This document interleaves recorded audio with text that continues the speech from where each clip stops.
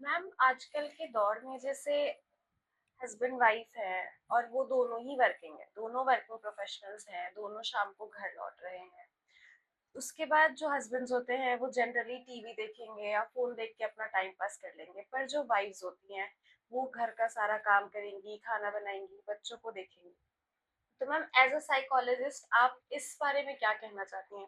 क्योंकि आजकल जो लड़कियां हैं वो ये सारी चीजें सोच के शादी से बहुत ज्यादा डरने लगी हैं। तो आपका क्या राय है इसमें? बिल्कुल सही कह रही हैं आप। मैंने भी देखा है कि ज़्यादातर लड़के हैं वर्किंग या फिर मैरिड पर्सन हैं, वो घर आकर उनको लगता है कि थोड़ा-सा अपने आप को रेस्ट दिया जाए। वो गलत नहीं है। लेकिन बैलेंसिंग जिसको हम बोलते हैं वर्क लाइफ बैलेंस, उसके चलते वो नहीं हो पाता वहाँ पर जहाँ पर दोनों वर्किंग हैं।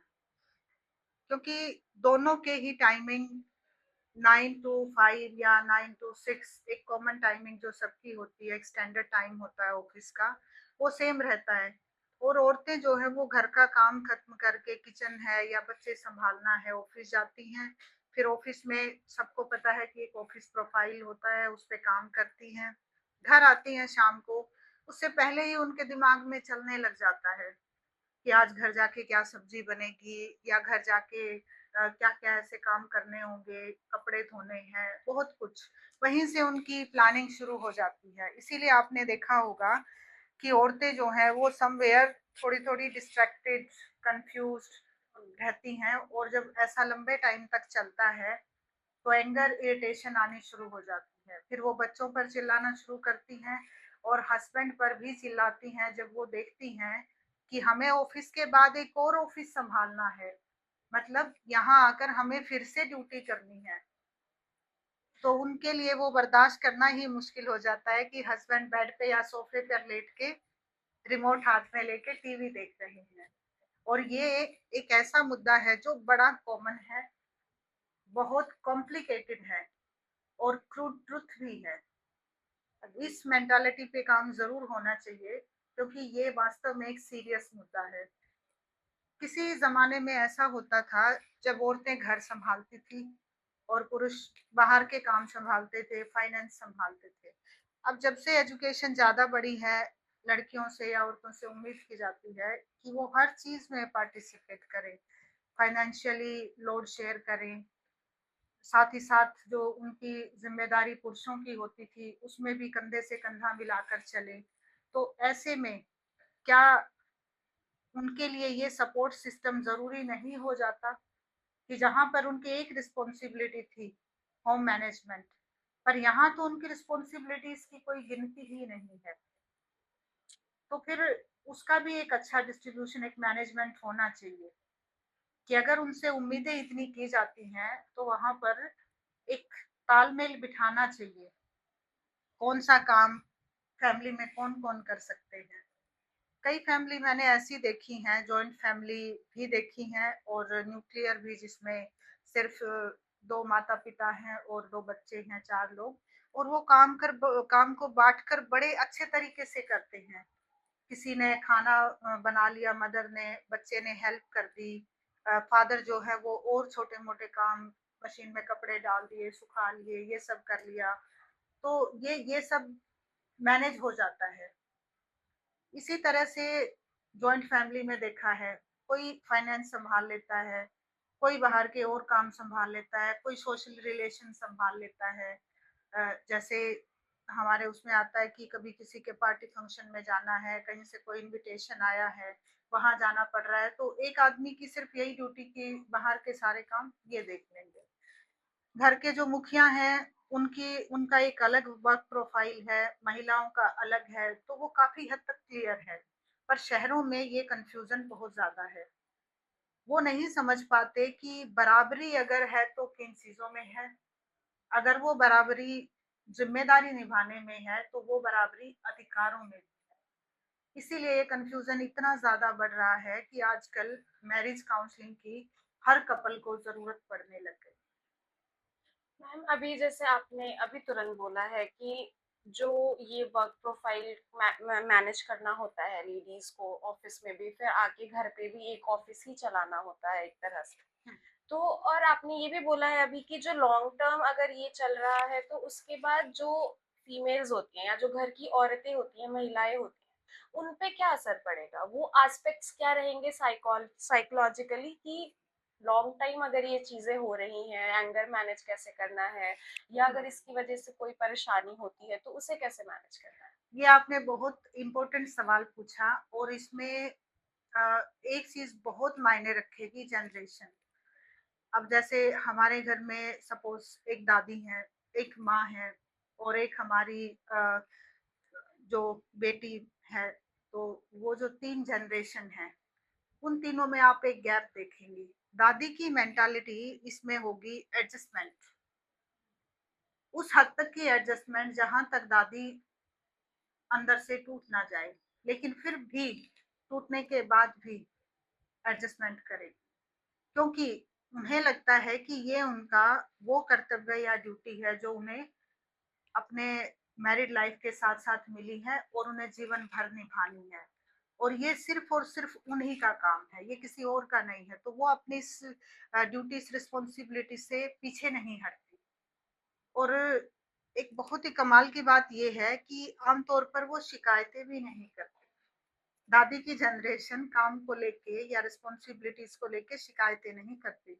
अगर वो शिकायतें करती हैं तो अटेंशन को लेके करती हैं, कि हमें हमारा कोई ध्यान नहीं रखता, सब अपने अपने काम में बिजी हैं, कुछ इस तरह का। और वो भी जब वो बिल्कुल एक ऐसी स्थिति में आ जाए जहां पर साइकोलॉजिकली या फिजियोलॉजिकली कोई इलनेस आ जाए, या फिर ज्यादा एज हो जाए, तो एज फैक्टर यहाँ मायने रखेगा।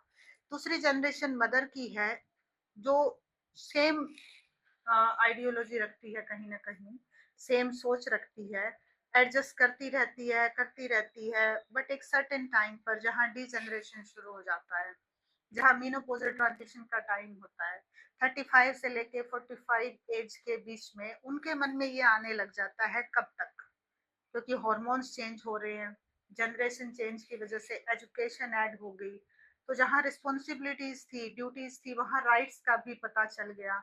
इसको अवेयरनेस कहते हैं। तो यहाँ मदर थोड़ी अवेयर है एज कंपेयर टू दादी। तो वो जानती है कि कहीं ना कहीं ये मेरा फायदा उठाया जा रहा है, उनकी भाषा में, कि ऐसे कब तक चलेगा, कोई सोच ही नहीं रहा है। तो उनमें भी वेरिएशंस है। कुछ महिलाएं ऐसी होती हैं जो सप्रेस करती रहती है, और किसी को बताती नहीं, तो उनको कुछ इश्यूज होते हैं, जैसे न्यूरोलॉजिकल इश्यूज है, माइग्रेन, फ्रीक्वेंट हेडेक। और लोग सोचते हैं कि ये खाने की वजह से हो सकता है, नींद की वजह से हो सकता है, किसी और वजह से हो सकता है। बिल्कुल हो सकता है, लेकिन सप्रेशन ऑफ इमोशन की वजह से भी हो सकता है, जो क्रॉनिकली चले आ रहे हैं, और वो भी जनरेशन टू जनरेशन, क्योंकि उसके दिमाग में ये भी है कि उसकी मदर ने भी ये सहा है, और उसने कभी डिसाइड किया था कि वो ये सब बर्दाश्त नहीं करेगी, पर कर रही है। एक अंतर्द्वंद है अंदर। तो ये इस तरह की समस्याएं पैदा हो जाती हैं। माइग्रेन हो सकता है, डिप्रेशन हो सकता है, एंजाइटी, इनसिक्योरिटी की फीलिंग हमेशा रह सकती है कि ये सब कब खत्म होगा, क्योंकि जब वो एक्सप्रेस करने के लिए जाती है तो मिसअंडरस्टूड किया जाता है। बहुत केसेस में मिसअंडरस्टूड ही किया जाता है। ये काम से बचने के लिए कह रही है, या ये हमेशा शिकायतें करती है, या ये आलसी है, या सभी औरतें ऐसा करती हैं तो ये क्यों नहीं कर सकती, इस तरह की। तीसरी जनरेशन आती है बेटी वाली। अब बेटी पढ़ी लिखी है, वो समझती है मेरे राइट्स क्या हैं। अगर इसमें हम जेनजीज को लाएं, तो वो सारे राइट्स को जानते हैं, और कहाँ तक ड्यूटीज है वो भी जानते हैं। उनको सारा पता है कि उन्हें कहाँ हरास किया जा रहा है, कहाँ उन्हें पैम्पर किया जा रहा है। वो डिफ्रेंशिएट करना जानते हैं, नॉलेज और अवेयरनेस की वजह से। तो वो इस लूप से पूरी तरह से बाहर है। 3 तरह से ये टैकल करते हैं इस तरह के जो बिहेवियर है मैरिड लाइफ में, अगर हम लेडीज की बात करें। मैम, अभी आपने एक और लाइन बोली है कि शादी का अर्थ सिर्फ रिश्ते बांटना नहीं होता है, अधिकारों को भी बांटना होता है। तो अभी जैसे आपने मुझे 3 जनरेशंस के बारे में अलग-अलग बातें बताई कि तीनों जनरेशंस कैसे चल रही हैं, क्या सोच लेके चल रही हैं। हम्म, अभी की जनरेशन जो सोच लेके चल रही है, जैसे कि आपने बोला जेन जीज, हम्म, तो आपको नहीं लगता है कि जो हस्बैंड्स हैं या फिर जो स्पाउस है, मतलब एक तरह से जो आपके पार्टनर्स हो गए या हमारे जनरेशन में जो लोग होंगे, हम्म, तो हमारे पार्टनर्स को भी कुछ हेल्प करनी चाहिए ताकि उनकी वाइज ये सारी चीजें ना फेस करे, ऐसे साइकोलॉजिकल इश्यूज में ना पड़े। हम्म, बिल्कुल। सबसे पहले तो यहाँ माइंड सेट को चेंज करने की जरूरत है, और माइंड सेट वैसे काफी हद तक चेंज हो चुका है। आपकी जो जनरेशन है उसमें काम को लेकर जेंडर डिफरेंसेस नहीं, जेंडर डिफरेंसेस को लेकर काम में डिफरेंसेस नहीं है कि ये काम लड़का नहीं कर सकता, ये लड़की नहीं कर सकती, या हस्बैंड नहीं कर सकता, ये वाइफ नहीं कर सकती। इसमें कल्चरल इन्फ्लुएंस जरूर है। जैसे अलग अलग स्टेट की हम बात करें, हरियाणा में है, यूपी में है, तो वहाँ लड़कों को ज्यादा काम की ट्रेनिंग बचपन से ही नहीं दी जाती। यहाँ ट्रेनिंग से ज्यादा है हैबिट फॉर्मेशन, कि बच्चे को, लड़के को ये महसूस कराया जाता है कि उसको उसके बेड पे, उसके सोफे पे बैठ के चाय खाना सब कुछ माँ, दादी, बहन या वाइफ सब देंगी, और ये उनकी ड्यूटी है।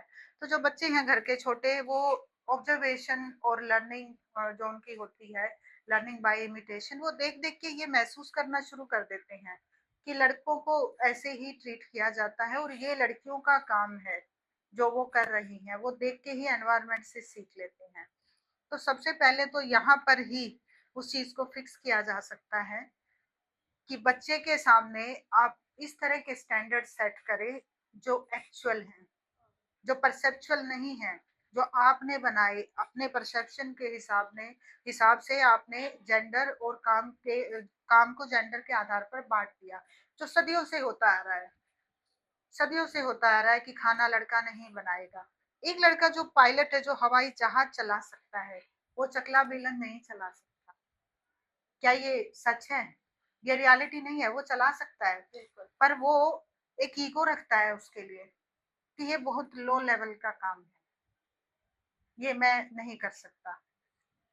जो मास्टर शेफ है हमारे, जब वो इस काम को या इस करियर को चुनते हैं, तो उनको सबसे पहली चुनौती इस माइंड सेट की आती है कि क्या औरतों वाले काम आपने शुरू कर दिए हैं। लेकिन वो समझते हैं कि इसमें औरत और मर्द का कोई रोल नहीं है, ये काम है। अगर हम सब खाना खाते हैं तो हम सबको बनाना भी आना चाहिए, और हम सब जब बना रहे होते हैं तो हमारे मन में ये नहीं आना चाहिए ये औरत का काम है, ये आदमी का काम है। हम कपड़े पहनते हैं, उसे धोते हुए भी नहीं आना चाहिए। हम जिस घर में रहते हैं उसकी सफाई करते हुए भी नहीं आना चाहिए। अगर इस तरह की एक सोच डेवलप हो जाए तो जो और बहुत सारे मुद्दे हैं, जैसे वर्किंग कपल के बीच में दोनों काम करते हैं, फिर उन्हें डोमेस्टिक हेल्प लेनी पड़ती है, और उस डोमेस्टिक हेल्प में काफी फाइनेंशियल लोड आ जाता है, उसको लेके झगड़े होते हैं, फिर उनको मैनेज करना बहुत मुश्किल होता है। तो अगर हर इंसान अपना थोड़ा थोड़ा कंट्रीब्यूशन दे और काम को मैनेज कर ले, तो ऐसा जरूरत नहीं पड़ेगी डोमेस्टिक हेल्प की, और बहुत बेहतर ढंग से ये सब मैनेज हो सकता है। क्योंकि अभी न्यूक्लियर फैमिली है ज्यादातर, और सभी लोग बाहर ही रहते हैं दिन भर, कुछ ही टाइम के लिए घर पे आते हैं, उसके बाद खाना भी ज्यादातर घरों में बाहर से ही आता है। तो फिर झगड़े किस बात पे हो रहे हैं? Mind set. Just because of mind set लोग ये एक्सेप्ट ही नहीं कर पाते कि ये उस टाइम से चला आ रहा एक जो बोझ था वो हम दिमाग पे ढो रहे हैं, और आपस में लड़ रहे हैं इन बातों को लेकर। तूने ये नहीं किया, तूने वो नहीं किया, मैंने बच्चे को दूध पिला दिया, तुमने कपड़े पहनाने थे, तुमने अपना काम नहीं किया, अब मैं ये नहीं। तो ये छोटी छोटी चीजों को लेकर तलाक होने लगे हैं, ये हम डेली बेसिस पे देखते हैं। तो ये मुद्दे लड़ाई के नहीं है। वास्तविक मुद्दे बहुत सारे हो सकते हैं लड़ाई के, जहां बात आपके आत्मसम्मान की हो, जहां और बहुत सारे इशू हैं जो गंभीर होते हैं, पर ये नहीं है। तो यहाँ पर मैं कहूंगी कि सिर्फ माइंडसेट चेंज करें, और वो आप अपने बच्चे से शुरुआत करें। और जहाँ पर टीनेज है, ट्रांजिशन टाइम है, अगर किसी का शुरू हो चुका है तो वहां पे करेक्ट करें, और जहाँ लगता है कि किसी का फॉर्म हो चुका है तो साइको एजुकेशन से उसको भी आप डिसेंसिटाइज कर सकते हैं उसमें। लेकिन आपको साइकोलॉजिस्ट की हेल्प लेनी पड़ेगी, क्योंकि वो इतना आसान नहीं होगा। तो अगर किसी के साथ ऐसा हो रहा है जो आज हमने डिस्कस किया, तो वो इस वीडियो को पूरा सुने, शेयर करें, उनके साथ या उनके अपनों के साथ अगर इस तरह की समस्याएं चल रही हैं तो हमसे आके डिस्कस कर सकते हैं या किसी और साइकोलॉजिस्ट से भी। पर माइंड सेट पे काम करना बहुत ज़रूरी है ताकि हम फ्यूचर में आने वाली बहुत सारी ऐसी प्रॉब्लम से बच सके। वीडियो पूरा देखने के लिए बहुत बहुत धन्यवाद।